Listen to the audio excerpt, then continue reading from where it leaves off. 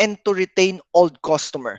All right. So these are the actual customer that you have and even the potential customer that you have. This buyer shares a particular need or want, not only need or want, but you should also identify even the preferences of these people that you should satisfy through exchange relationship. What is the exchange relationship? Like what we discussed the last time, the relationship should be mutualism. All right. The business, the hospitality and tourism industry should provide a quality service. On the other hand, the market, which is the customer, should provide the necessary price, should pay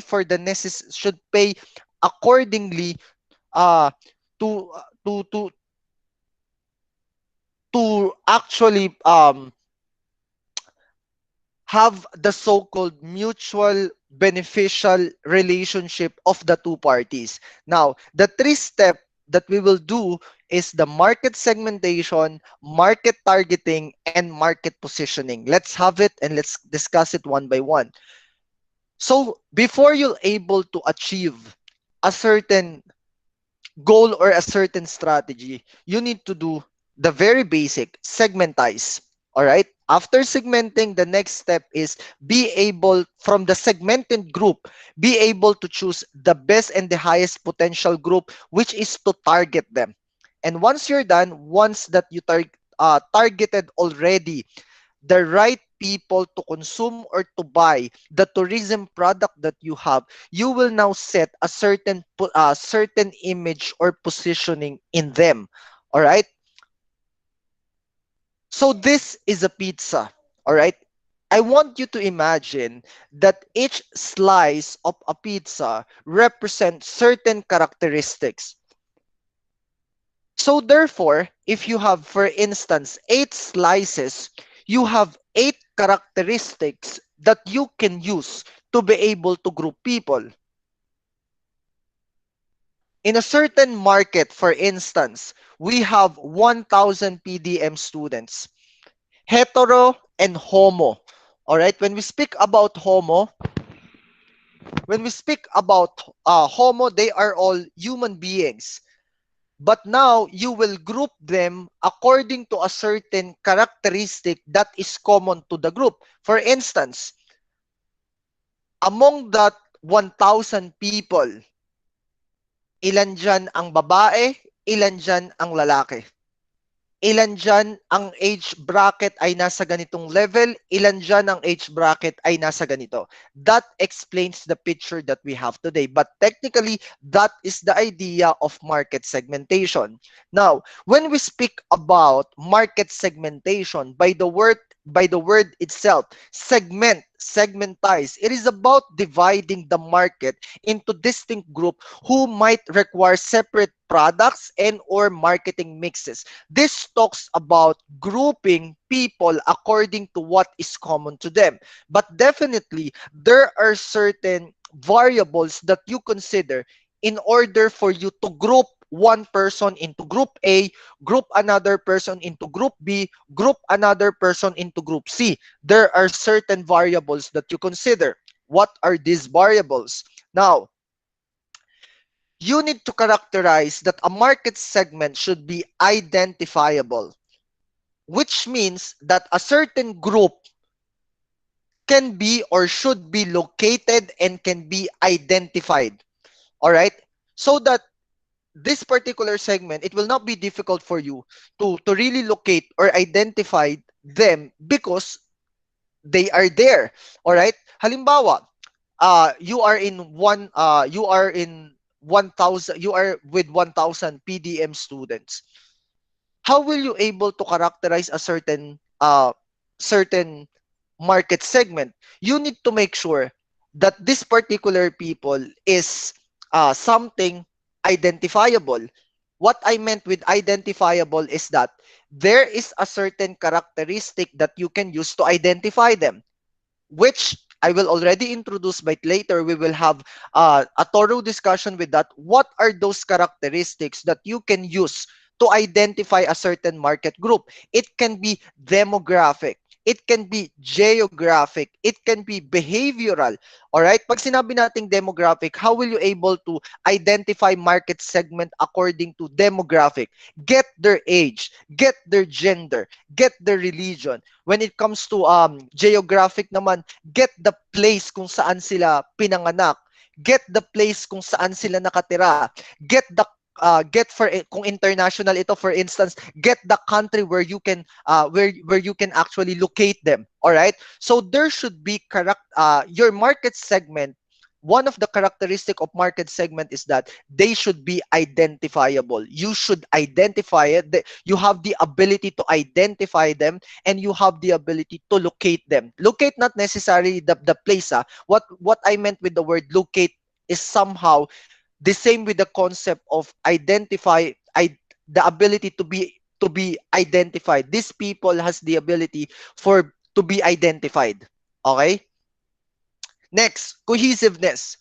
That these particular people have something common, whether it's their lifestyle, whether it's about their educational attainment, whether it's about the income that they have. This particular consumer should be a part of whole.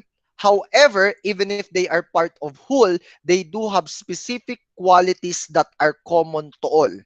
Okay? Third, measurable. When we speak about the market segment as measurable, this talks about the purchasing power of a certain group.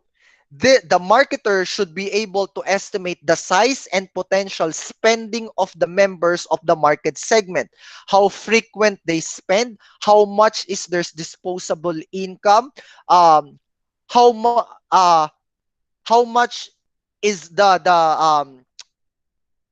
income that is spent for leisure, how much is the income that they usually, what is the life stage, for instance, because the spending of a married man is different from a bachelor.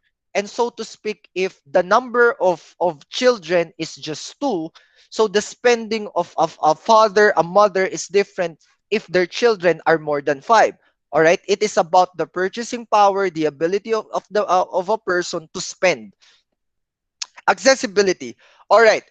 Do you have the ability to actually to actually go to that particular area where the market segment is located? For instance, all right, your main product is in Luzon, and then you would like to go to a certain place in Mindanao because you think that you have a very strong market segment there. Although although pumasa sa ibang identifiable, cohesive, they have the purchasing power. However, yung accessibility naman nila is sobrang layo. Ibig sabihin, baka ang mangyari dito, you will just waste your time doing so many efforts, and at this ang mangyayari pala, hindi mo naman pala kayang makapag-deliver sa kanila kasi sobrang layo na ng or simply to make it more layman's is that hindi mo naman pala kayang i-provide yung services sa kanila. Halimbawa, kapag nag-open ka halimbawa ng online delivery, kahit pa gustong bumili niyan sa'yo, kung hindi mo naman pala talaga kayang i-provide yung product niya, nonsense pa rin kahit may kakayanan yan bumili. So therefore, you need to identify pa rin. Do you really have access to this particular market segment na meron ka? Okay? These are the characteristics of the market segment na dapat piliin mo. But, all right. But later, we will talk about, for instance, etong sinasabi ko, parang ang nangyari kasi sa module nyo is that before discussing about the demographic, geographic profile, diniscuss muna yung characteristics ng segment. Alright, the segment that you will choose should be large. Ibig sabihin, if you will choose, halimbawa, you already have segment A, segment B, segment C. If you will decide that this would be the best segment, you need to make sure that this is the large and a type of segment that is large enough or substantial enough to contribute to the growth of your business. Kasi for instance, kahit ito pang grupo na to ay halimbawa Group A, ang kita nito ay 50,000 above, pero 10 piraso lang sila. Then you have Group B, ang kita nito ay nasa 30,000 pesos pero 15 lang sila. Then you have Group C, ang kita 20,000 pesos pero nasa 100 naman sila. So there are certain consideration, but the main point here is that you will go to a certain segment na kung saan alam mo mas maraming tao ang nandoon sa grupo na yon. Alright? Next, actionable. This talks about the ability and the resources of the company to provide and to penetrate that particular segment. Minsan kasi, you know that this is the best segment among all the other groups. Kaso ang problema, you're lacking with the resources. You don't know how to actually penetrate them. You don't know how to actually connect to them because of the resources that you have. So this are the particular characteristics of the segment should you done segmenting from the whole market that you have. Now, this is what I'm talking about earlier. How will you able to group people? Bago ka kasi makapag-create ng segment, bago mo tignan ang characteristic ng segment, kailangan maigrupo mo muna sila. Mas segmentize mo muna sila kasi hindi ka magkakaroon ng segment 1, segment 2, segment 3, segment 4 kung hindi ka gumamit ng variables. These variables are things that are common to people. So kung wala ka nitong mga bagay na to, hindi ka magkakaroon ng mga segments na to. Now, geographic.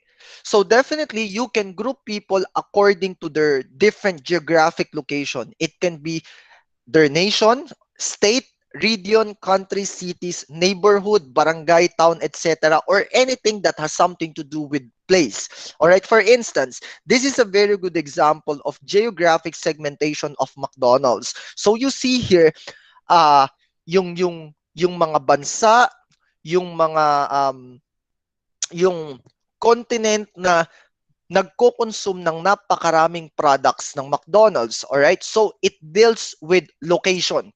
You segmentize, you group people according to location.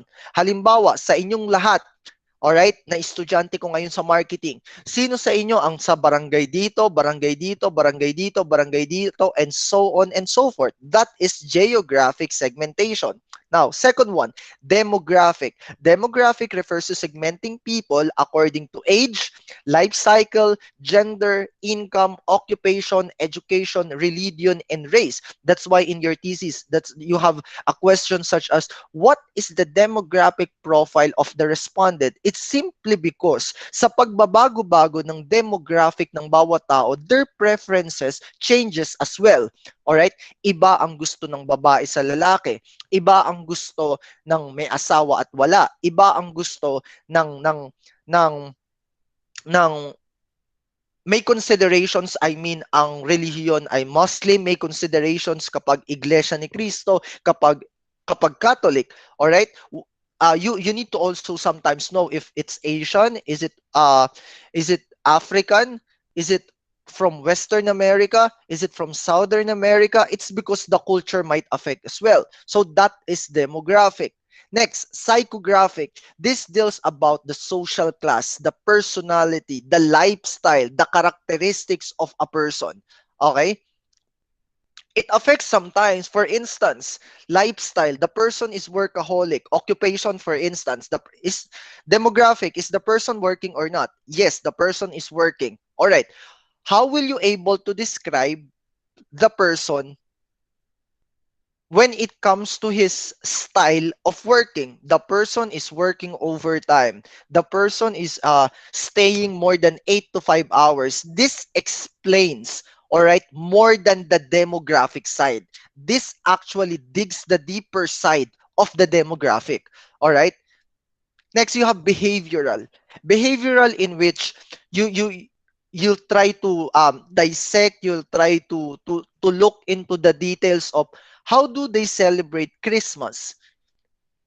For instance, in the Philippines, how do we celebrate Christmas? Or in certain area, if your product has something to do for halimbawa, wine, o kaya lechon, So you need to target how do these people celebrate certain occasions so that you know gaano ba kadalas sila bumili ng lechon sa isang taon, sa isang buwan.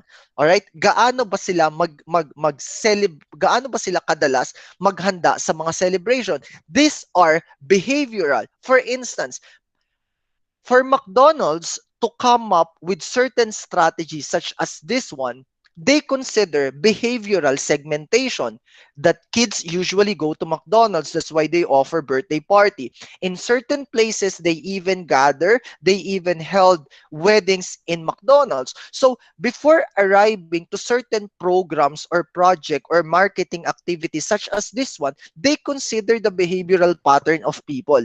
And behavior is something that is difficult to study about because it talks about consumer behavior. All right? And consumer behavior is another complex thing that we should talk about when it comes to marketing. Uulitin ko lang um, kanina, the moment that I start, probably you're a little bit confused kasi I started already with the discussion of the characteristic of the chosen segment. Well, in fact, dapat ang una nating i-discuss is how will you able to group people, which talks about the variables for segmentation. Okay. Now, once you're done using behavioral, psychographic, demographic, geographic, you already group them. You have already group 1, group 2, group 3, group 4. Now,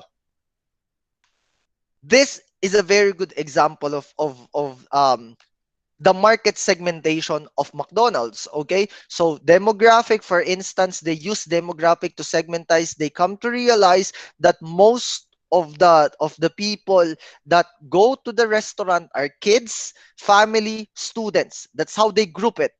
Psychographic, they would like a convenience setup. The lifestyle, for instance, is uh all across. Ibig sabihin, whether you're rich, whether you're poor, whether you have this particular personality or not, you can be there. Behavioral, sometimes they celebrate occasion on the store. Now, having said that, once you're already done with grouping of these people, you now use all these measures, all these criteria for you to choose. All right? For you to choose what or who among the segment is this particular group identifiable. Can you identify easily this group? Are they cohesive? Do they really have specific qualities that are common to all of them? Do they have that potential spending or purchasing power? Kasi kahit halimbawa, lifestyle nila, mahilig silang mag-celebrate, for instance, and then all of a sudden madidiscover mo yung disposable income pala nila wala rin, o kaya wala rin naman palang silang pinagkukuhanan ng pera. Ibig sabihin, mawawala na sila sa choices. Okay? Ibig sabihin, they are not the right people to consume your product. That's why you're using these characteristics. Can you deliver a product to them? Do you have store? Do you have mechanism? Do you have promotional activities that can actually provide the activities to them? And are they large in number? Because sometimes it is really important kasi mag-i-spend ka ng certain activity to this group. Okay? And then you'll be surprised na nag-ubos ka pala ng oras mo, although in a particular business, the majority or the biggest when it comes to budget is really marketing. Pero you really need to make sure na itong activities na gagawin mo will target large number of people within the segment. And as mentioned, the company can maintain a certain resources to be able to penetrate the market. Okay. Now, since we're done with the segmentation, it is now time to choose your target market. Market segmentation shows the various market segment opportunities available for a company. Market A, Market B, Market C, Market D. For instance, nagrupo mo na. A careful assessment of this specific market segment. How will you able to assess them? Using the characteristics given will help the firm identify which ones it should target. For instance, target market profile. After doing so many segmentation, ang target market ng McDonald's are kids 3 to 7 years old. They usually like to have the Happy Meal, all right, with free toys. They also target families who usually visit the store every weekend. That can be through drive-through, takeaway, Mac delivery, or that can also buy the Happy Meals. They also target students, primary, secondary, all. Okay? Junior high school to college, and so universities and all that, because they offer 24-hour service. They also target cafe goers for quieter ambience, a place to relax or read, or even business entertainment. Bakit? It's because they have Mac Cafe. All right? They also target working adults, seek convenience meals, grab and go. Bakit? It's because they offer drive-through, takeaway, Mac delivery 24. So this particular small words after the targeted group explains kung bakit yun yung tinatarget nila. So there's a certain product offering that McDonald's can actually provide to the targeted group. So let me just make it clear. You segmentized, you assess the group, you choose the target. Now, the main point here, what will happen now if the type of product does not require for market segmentation? Halimbawa, ang produkto ay bigas. There's no need for you to group people. Halimbawa sa Pilipinas, there's no need for you to group people dahil lahat naman ay kumakain ng bigas. So, there are certain instances such as like that. So, let's have this one. We have differentiated marketing. It means that it is the approach to the market by targeting several market segments using separate offers per segment. Companies may offer several products for different market segments to capture a bigger chunk of the market. It simply means that for a certain type of product, it is only applicable to a certain group. Okay, halimbawa, when you introduce Apple, the highest one, yung pinaka-latest ngayon, you know by fact that you are only targeting a certain group of people who can actually buy that particular product. And that is differentiated marketing, in which yung marketing mix mo, yung application ng marketing mix mo is actually targeting certain group of people. That is your target market. Okay? Halimbawa, etong product na to, may Colgate ka na pangbata, may Colgate ka na pangmatanda, may Colgate ka na ang tina-target is yung gusto na para sa white. So, iba't iba ng approaches ang ginagamit, iba't iba ng marketing mix application ang ginagamit para dito kasi iba't ibang segment yung target niya. Okay? My point earlier is the undifferentiated marketing, in which you don't need to segment kasi the product itself is applicable to all. So since the product is applicable to all, there's no need for you to look kung babae ba siya, lalaki ba siya, anong edad ba niya, kasi this particular product is open enough that it can be consumed by the majority of people regardless of demographic, psychographic, behavioral, and so on. Okay? Kagaya pa ng in example ko kanina, bigas. Pero may mga pagkakataon na even bigas, pwede na rin siyang maging differentiated. Halimbawa, brown rice, black rice, sinandomeng, yung mga brand itself. Alright? So, pipili ka na lang talaga or maghahanap ka na lang talaga ngayon ng mga product na talagang undifferentiated kasi even asukal eh.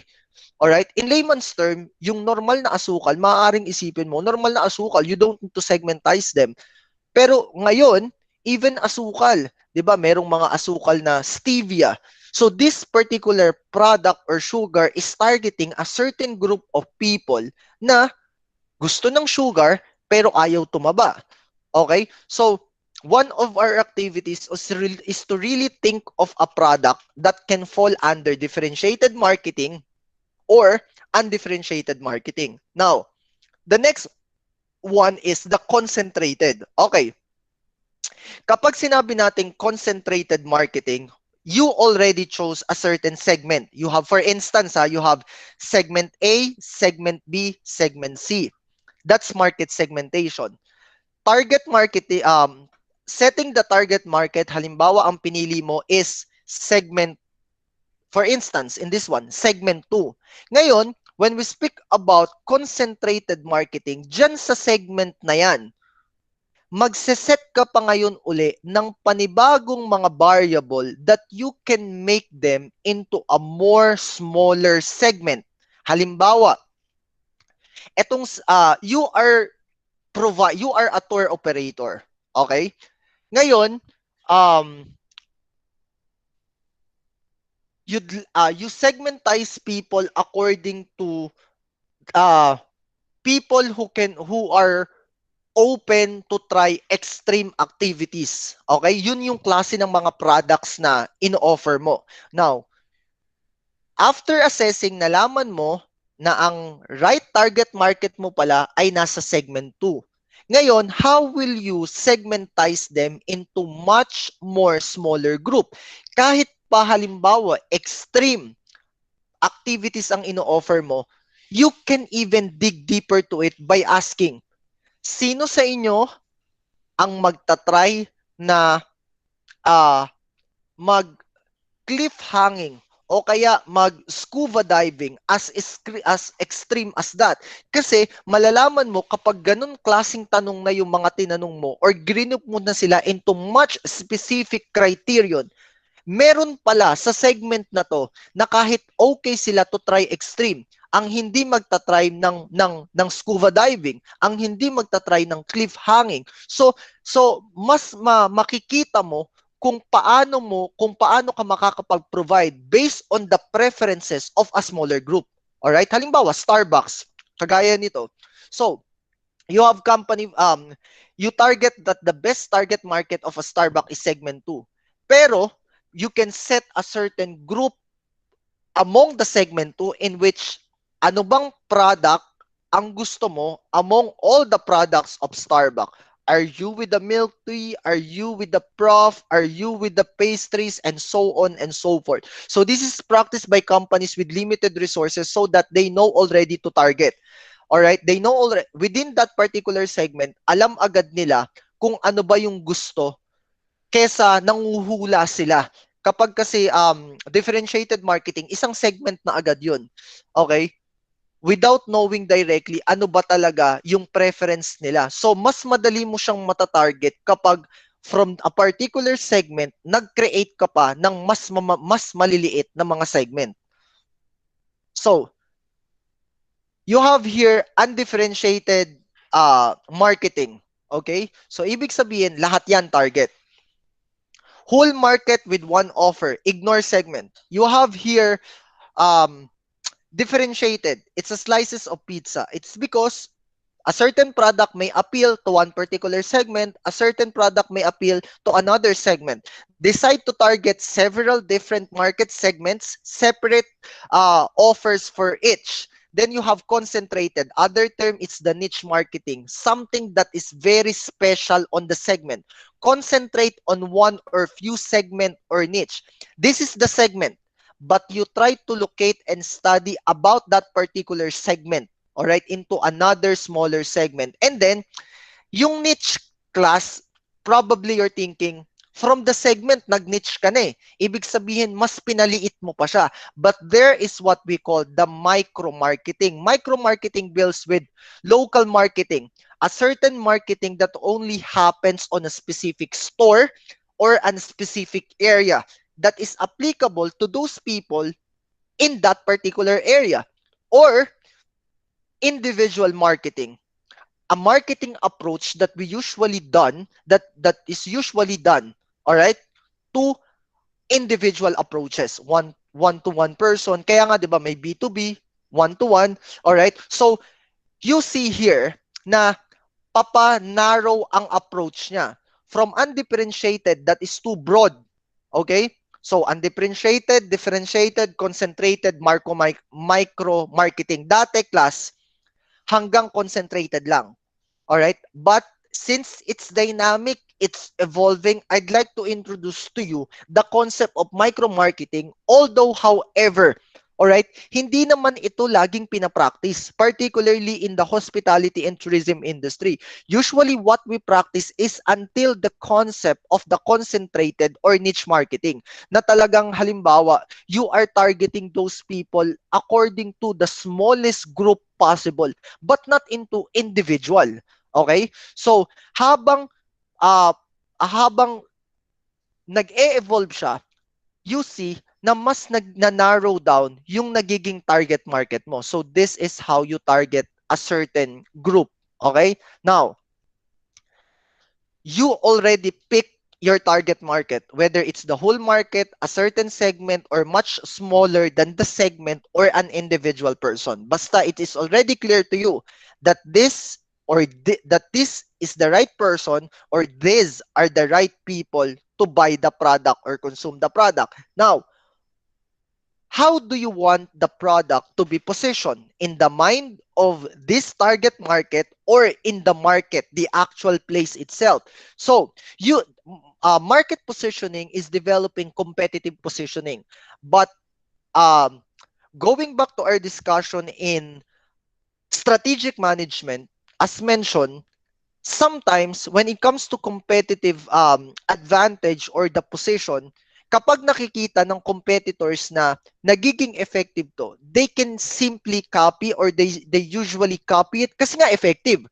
So, our focus is how will you able to preserve, to sustain it so that you can have the best benefit of that particular competitive advantage. Now, when you set market position, you consider, for instance, what is it? Is there any something that is very distinct as the product? Description of the product. All right. Second one, market category. The market that you compete in. Sometimes you can even use your competitor as your as your market position. Indirect. Example, kapag sinabi mong Jollibee, when it comes to using competitor as market position, alam mo agad na ang competitor nito, McDonald's. Hindi mo maiisip na ang competitor ng Jollibee ay KFC. Although they are competitor, pero in reality, alam mo agad in your conscious mind that when you speak about Jollibee, ang number one competitor niya, McDonald's. Primary differentiation. Attributes which set you apart. What is the characteristic of the product or the services that you provide? Or the market segment, the people that you're offering. Are these people the affluent? Ito bang mga tao na bumibili ng product mo is yung mayayaman, middle class, lower income, or whatsoever? Competitive alternatives. If customers are not using your product, then what are they using? You can also use that as your position. And then key benefits, the biggest advantage. All right? What are the possible benefits na pwedeng magain? Or in other words, this is about strengthening the value of the product. Now, what are the common market position? It's like this one. You have chocolates. So, low price, high quality, high price, low quality, high price. For instance, chocolate. This is a low price but high quality, but a high price product. Okay? It is a,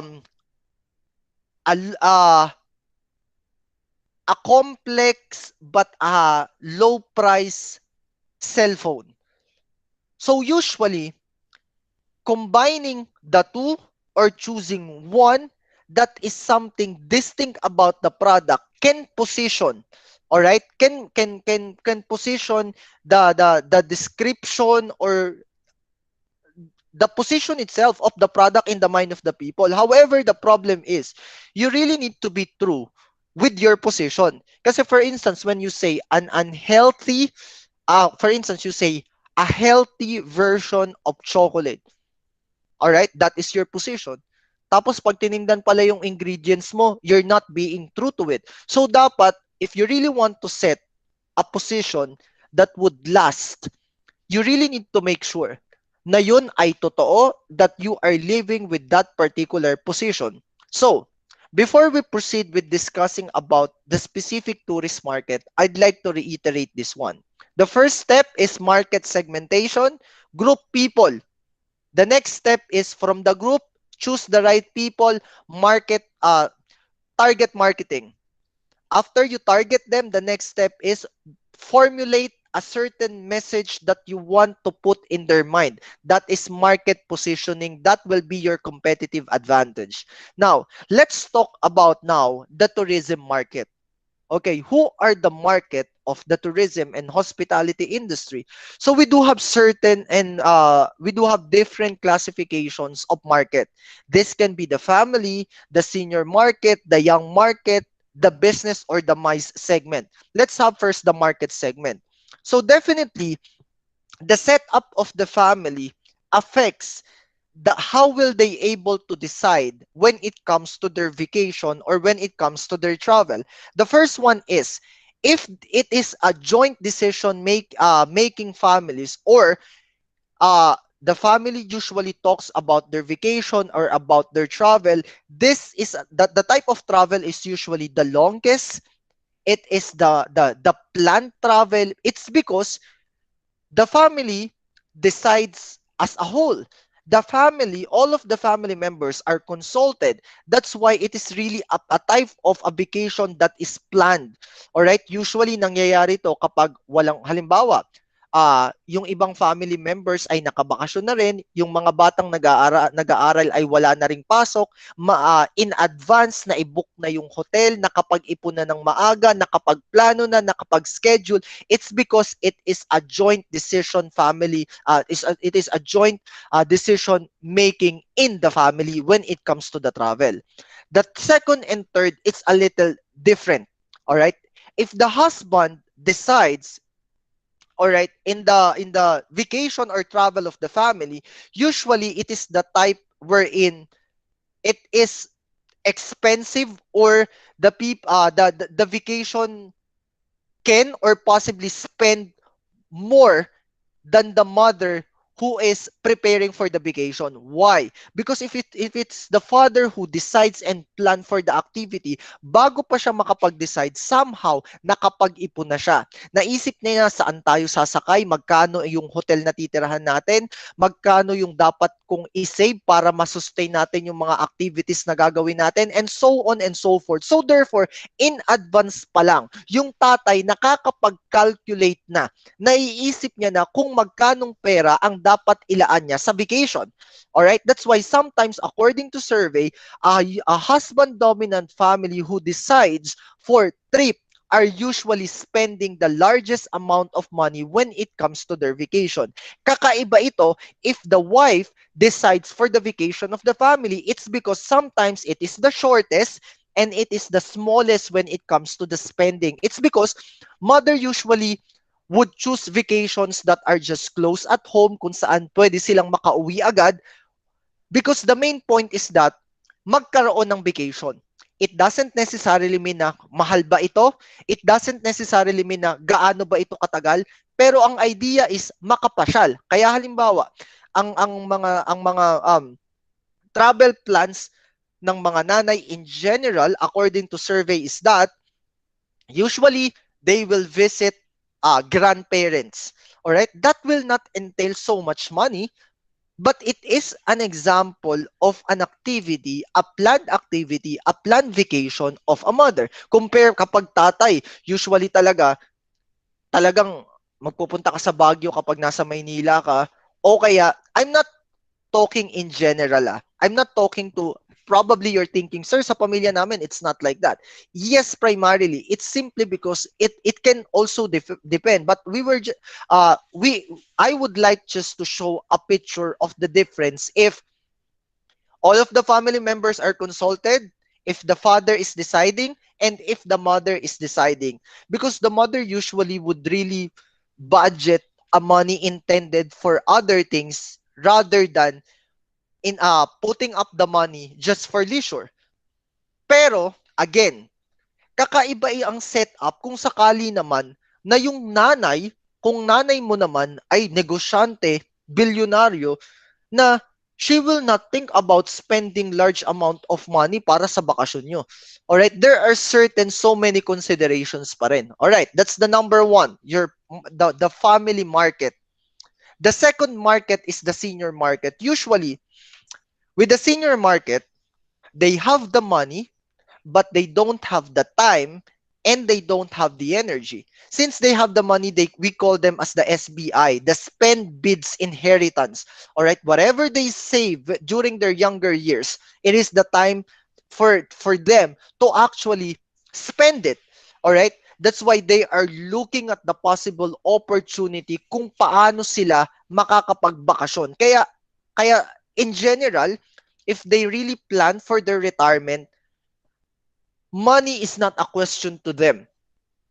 But the question is, what would be the activities? How long will it be? Because the question here is their energy and the time.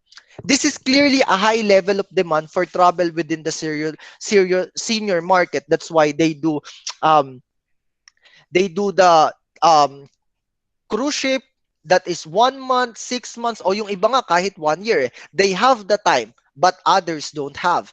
They have money and the desire to travel. They look at retirement as opportunity for personal development and improvement. That's why we call these people as affluents. Alright? Kasi they have the money. Kaya kung ikaw ay magbebenta ng travel sa isang retiree o kaya sa mag-asawa na senior citizen na, you need to provide them a kind of tourism product na mas iisipin mo, ano ba ang mga activities na pwede pa nilang ma-enjoy, alright, at that particular age na meron sila. Second one, the youth market. Research has shown that long-distance youth travelers are primarily experience seekers, collecting unique experience that will serve to build their self-identity narratives.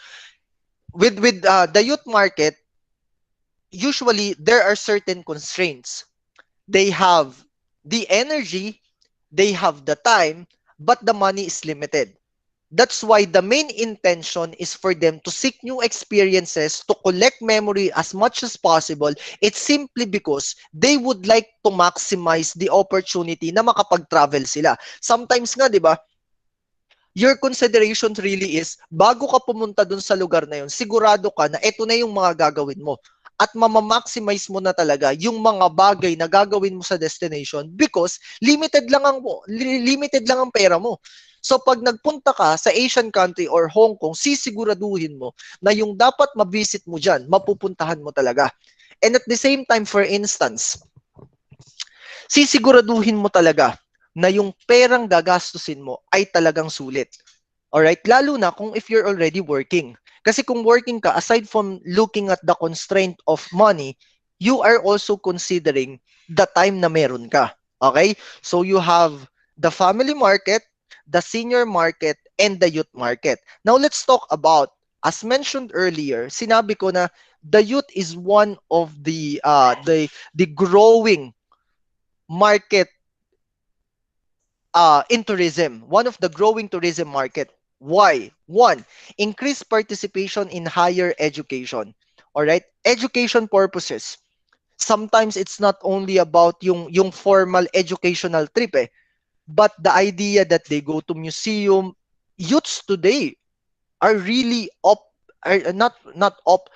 youths today would like to go to museum. And that is something good. Yung mga art museum, yung mga national historical museum, it's because one, it's cheap, and at the same time, they will create new learnings, new memory, and new experience out of that particular travel.